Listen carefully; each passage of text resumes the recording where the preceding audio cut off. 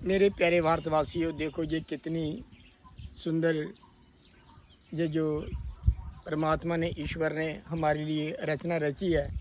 कितना सुंदर वातावरण है। देखो, सभी की ओर देखो, कितना ये सुंदर वातावरण है।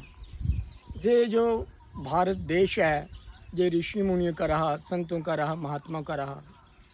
लेकिन हम प्रयास करें कि जो मेरा गुरु है, जो मेरा सतगुरु है, उसके वचनों को मैं मान लूं, क्योंकि मानने में ही सारे सुख होते हैं।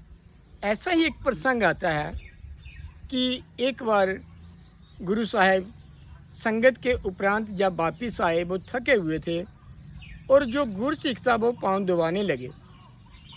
जो ही वो पाँव दबाने लगे तो आगे से गुरु साहब ने कहा कि बेटा, आप एक काम करो, मैं बहुत थका हुआ हूँ, अपने दोनों पाँव मेरी पीठ के ऊपर रखो और मेरी पीठ के ऊपर चढ़ के मेरे को दबाओ, ताकि मुझे जो पीड़ा हो रही है ताकि ये कम हो जाए। आगे से गुरसिख कहने लगा कि गुरुदेव, ये कैसे हो सकता है? मैं आपकी पीठ के ऊपर पाँव रखूं? आप तो महान हो, आपका जो शरीर है ये पाक पवित्र है, लेकिन जहाँ पर मैं अपने पाँव नहीं रख पाऊँगा। फिर गुरु साहब ने कहा कि बेटा, मैं जो कह रहा हूँ इसमें कोई पाप नहीं लगेगा, क्योंकि मैं खुद आपको कह रहा हूँ कि अपने दोनों पाँव मेरी पीठ के ऊपर रखो और जो मेरे को पीड़ा हो रही है, मेरे को उससे जो मेरे को पीड़ा बहुत हो रही है, ताकि मेरे को पीड़ा कम हो जाए, आप कृपया मेरी पीठ के ऊपर पाँव रखे मेरे को दबाओ। फिर वही गुरसिख ने कहा कि ये महाराज कैसे हो सकता है? मैं कैसे आपका पाक पवित्र जो शरीर है इसके ऊपर मैं कैसे अपने पाँव रखूं? आपका शरीर और मैं पाँव आपकी पीठ के ऊपर रखूं? ये पॉसिबल नहीं होगा, ये नामुमकिन है। आगे से गुरु साहब ने मुस्कुरा के कहा कि बेटा, आप मेरी पीठ के ऊपर अपने पाँव नहीं रख सकते, लेकिन मेरी जुबान के ऊपर आपने ज़रूर पाँव रख दिया है। अर्थात जो गुरु के हुक्म के मुताबिक सेवा करता है, फल तो उसी को मिलता है।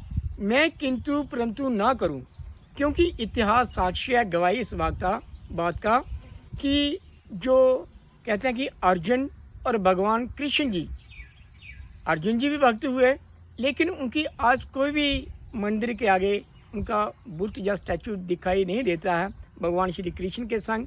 कारण, भक्त तो वो अर्जुन भी रहे, लेकिन कारण यही था किंतु परंतु मगर। दूसरी ओर हम हनुमान जी का जिक्र करते हैं। जहाँ भी भगवान श्री रामचंद्र जी का मंदिर होता है, वहाँ पर हनुमान जी का चित्र भी दिखाई देता है। कारण, जो भी हुक्म आया उसको सर माथे के ऊपर रखा और गुरु के हुक्म की पालना की। इसी प्रकार से मैं अगर राम को मानता हूँ, परमात्मा को मानता हूँ, कि मानते सब राम को पर मानते ना राम की, ज्ञान गीता का नहीं तो आराधना घनश्याम की। कम पूजा इंसान की, बहुत पूजा हनुमान की। हनुमान के पूजने वाले, अब तुम्हें हनुमान बनना पड़ेगा, है बचाना धर्म तो इंसान बनना पड़ेगा। अर्थात जब गुरु के हुक्म के आगे अनुसार हम कोई कर्म करते हैं, वो हमारे भीतर एक इंसानियत उत्पन्न होती है। जब इंसानियत उत्पन्न होती है, वो हमारे कर्म ऐसे बन जाते हैं इंसानियत के।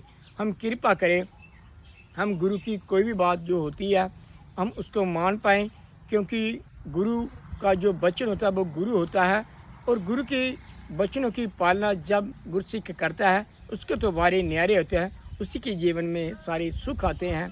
इसलिए संतों ने, महात्मा ने यही कहा कि जो जितने भी सुख है ये गुरु के चरणों में है। जे सुख को चाहे सदा, तो शरण राम की ले। जय हिंद, जय भारत।